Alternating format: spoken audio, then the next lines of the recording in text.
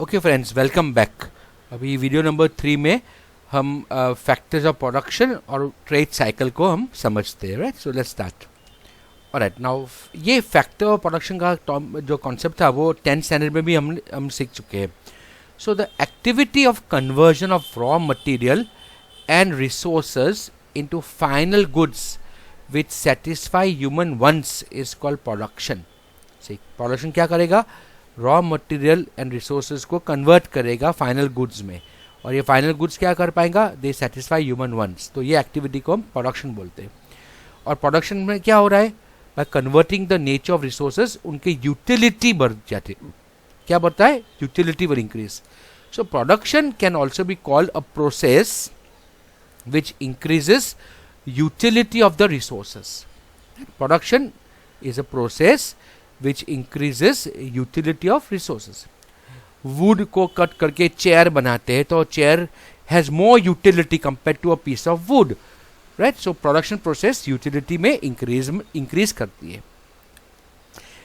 The agents which help in such a process of conversion or production are called factor of production. और ऐसे 4 factor है production के: land, labour, capital and entrepreneur. ये word क्या है? Entrepreneur.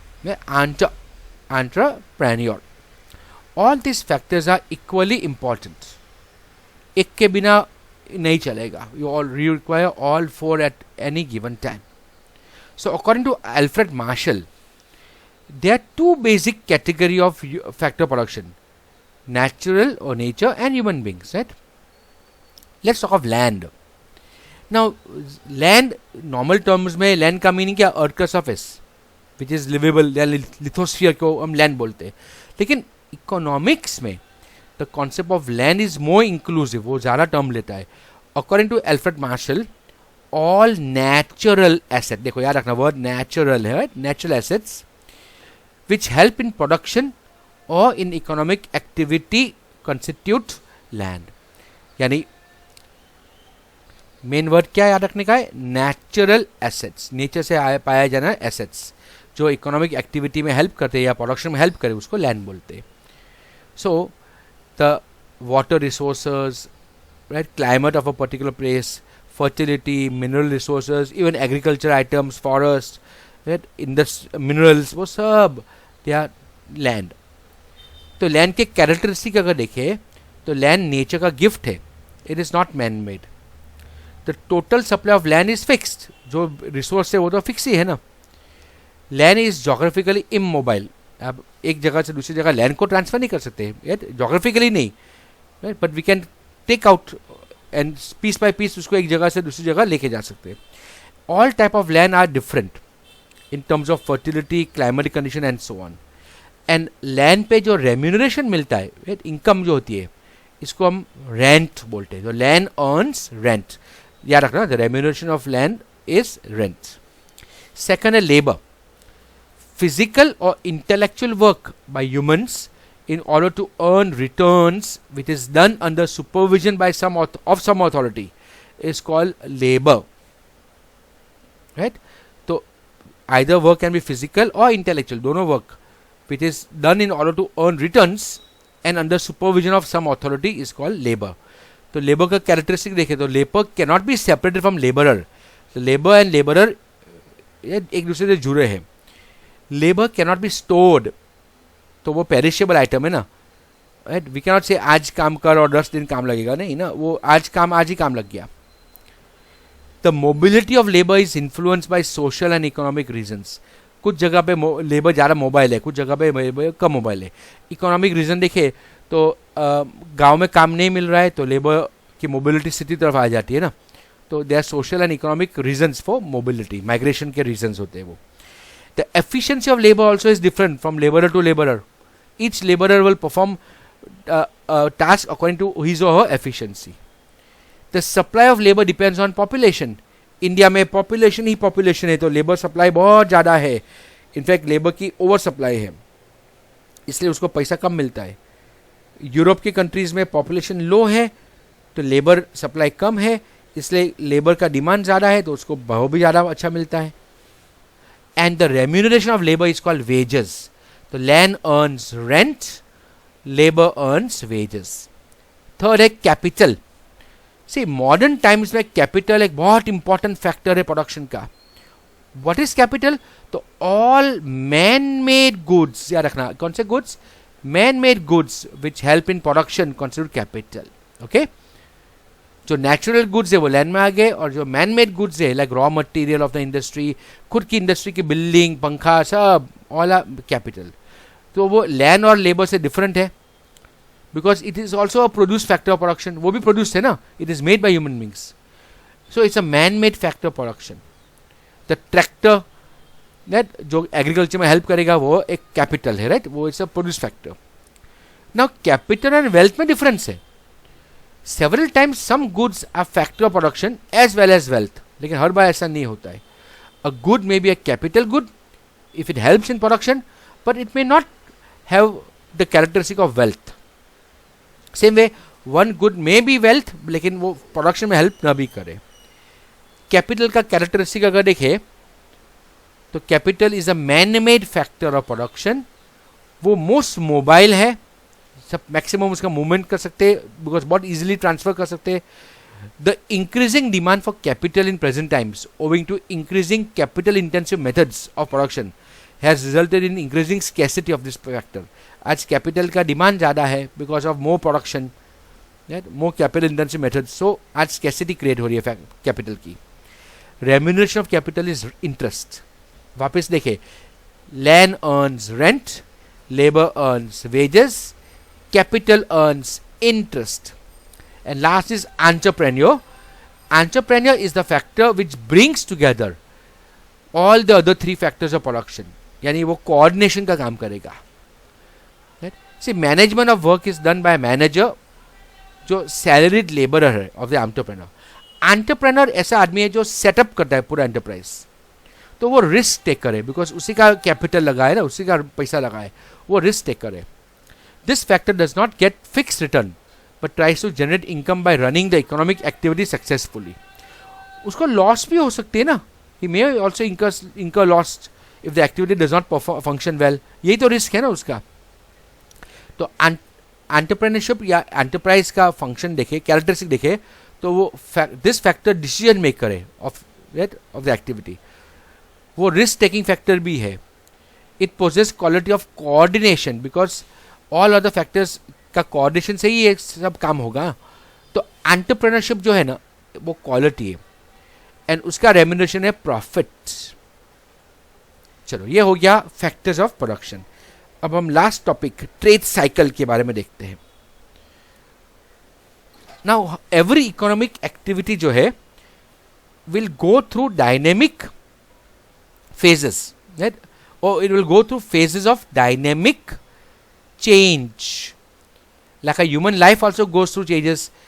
You are a newborn baby, then you are a toddler, you are a young child, you are a adolescent, you are right, in the prime of life, then you are a young person, then you become middle age, and become old age, and or old, and then बाद में out. आपका role finish. ऐसे ही, लेकिन ये आपका role finish हो गया, then वापस नहीं आता ही. ट्रेड में क्या होता है, ट्रेड साइकिल में ये चेंज आता रहता है, लेकिन वो चेंज साइक्लिकल होता है. There are 4 types of changes: irregular change, seasonal change, long run regular trends, and long run dynamic changes which are cyclical in nature. Let us talk of irregular change. Irregular change accidental changes है which may occur in an economic activity, like flood आ गया, famine आ गया, storm, fire. ये irregular accidental है. They impact the economic activity in the short run also and sometimes in the long run also. अभी Covid आ गया है तो हमारा बिजनेस पे असर हो गया, इकोनॉमिक एक्टिविटी पे फर्क पड़ रहा है. शॉर्ट रन तो असर है ही, 3-4 साल तक भी ये असर दिखेगा. तो irregular change. Some changes can be बहुत लॉन्ग टर्म, लाइक वॉल्केनो फटा और पूरी सिटी डूब गई, तो पूरी सिटी गायब हो गई ना, तो वो लॉन्ग रन चेंज हो गया. दिस चेंजेस मे अकर और have the impact in some sector और some region of economy.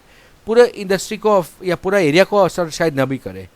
Seasonal changes may occur regularly in economic activity with changing season, like demand for certain goods changes by season. Example, woollen clothes का demand winter में आएगा तो बढ़ेगा. Once winter ends, woollen का कोई demand नहीं है, तो वुलन का बिजनेस करने वाले लोग सीजन में ही बिजनेस कर पाएंगे ना. देन ले long run regular changes. Some changes occur in a given direction in the form of a trend. These are directional changes which occur in any activity. Trend यानी एक ही डायरेक्शन में वो चेंज होगा, लाइक अपवर्ड ट्रेंड या downward trend. There may be trend in the sales, trend in the changing trends of the preferences of customer में lead to different trends. आजकल स्मार्टफोन में टच स्क्रीन फोन का use करने का trend बढ़ गया है. वंस अपॉन अ टाइम वो ट्रेंड क्वालिटी कीबोर्ड का था. And last change are the cyclical changes, the dynamic fluctuation up and down, right, see, arising in our economy over its long run growth leading to rise, that's upward swing, right. उसको हम अपने ने गुजराती में इन्हें तेजी कहिए. right, and fall अपने ने मंदी कहिए. they are called trade cycles. So the rise and fall in economic activity is called, it is cyclical in nature. Such changes occur in economic activities, and growth process of economics also goes through these changes. And the study of these dynamic changes is called trade cycle. और इसका ये study भी important है, because once you know that ये cycle, then you can predict the behavior of the business. तो trade cycle को define करते हैं. तो यहाँ पे दो definition है, एक हर्बल लॉ का definition, दूसरा हॉस्ट्री का definition. हर्बल लॉ के हिसाब से trade cycle is an interval that embraces alternating periods of prosperity, good time, that's stagey, and depression, that's bad time, that is mandi. And Hartree का definition है कि trade cycles are continuous phase of good and bad changes occurring in the economy. ये दो definition के हिसाब से अगर हम characteristic देखें तो trade cycle depict dynamic changes in the economy. They depict positive and negative changes in economy, and they arise because of several factors, and they have various phases. Each phase does not last for a uniform period. They may be short or long, depending on the economy or other factors. तो ये चार phase देखते हैं, very very important topic है. The phase of trade cycle. The trade cycle has the 4 following phases. Boom या inflation का phase, then we have recession, then depression and recovery. Boom की बात करें तो boom is the period when economic activity reaches the maximum growth level in a given time period. वो maximum growth period पहुंचा. Demands have peaked and so have incomes and profits. दस this period is also called peak. Boom को क्या बोलते हैं? Peak period है, top पे है, एकदम हाईएस्ट डिमांड है वहां पे. कुछ समय के बाद, पीक के बाद वो रिसेशन फेज में आ जाता है. This period follows the period of boom when economic activity peaks in a given period and investment and employment have reached the highest possible levels. A slowdown will occur. क्या होगा? Slowdown होगा. Demand will now slow down. Investment and employment भी बाद में slow कर जाता है. So वो recession का period है. And then वो last में depression आ जाता है. The slowdown in the recession phase continues to cause a depression when all activity reach a minimum level. देखो बूम में मैक्सिमम लेवल है, मैक्सिमम लेवल आ गया, डिप्रेशन में मिनिमम में आ गया. देखो the confidence of buyers, producer, investor is also at the lowest now. Market में पूरी मंदी है. In the phase of recession consumer start expecting further fall in prices and reduce demand and expectation of further price fall. तो consumer और मानता है कि और गिरेगा, इसलिए वो अपना डिमांड को कम कर लेगा, बिकॉज फ्यूचर में और भाव कम मिलेगा ना.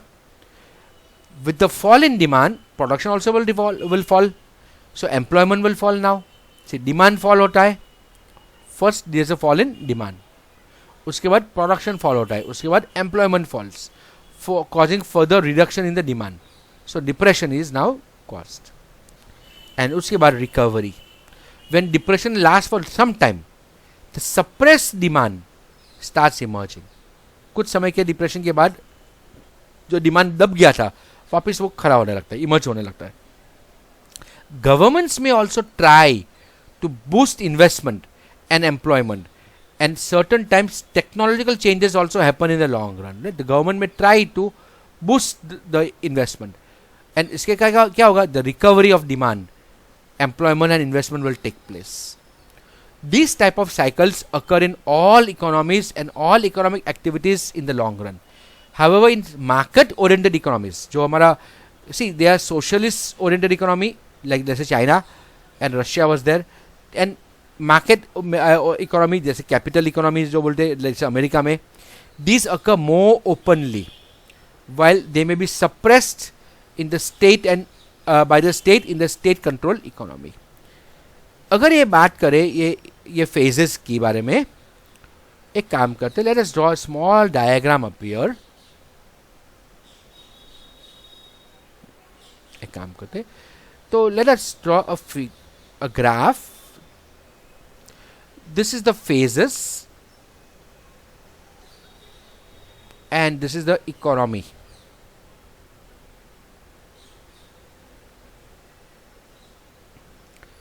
ये ग्राफ कुछ ऐसा होगा, पहले वो ऊपर होगा ऐसा, देन वो नीचे आएगा,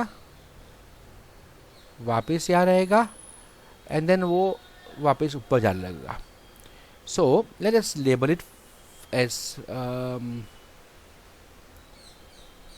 चलो, this is number 1, this is second number, this is the third number, and 4. 1 is the boom period, economy highest level पे है. 2 is now the recession, वो नीचे आ रहा है अभी देखो.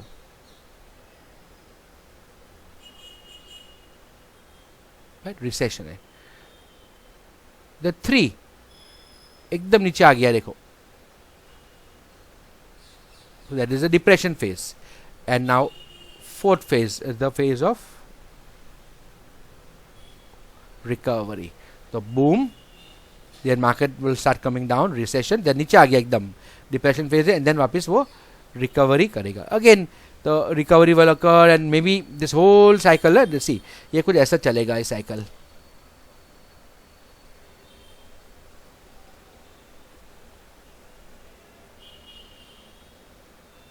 ये सेम पैरामीटर लेते हैं, the whole cycle may occur like this. There may be a boom, recession, depression, followed by recovery. Recovery can be even bigger. वापस boom आ गया, then another depression में, recession में occur, another depression, recovery, हो सकता है छोटा हुआ, ये वापस boom, then maybe big recession covered by a big depression, then a slow recovery. This goes on up and down. ये चालू ही होता है इकोनॉमी में. ये साइक्लिकल नेचर है, राइट. तो यानी साइक्लिकल नेचर यानी क्या, we can divide into 4 parts ना. ये नंबर 1,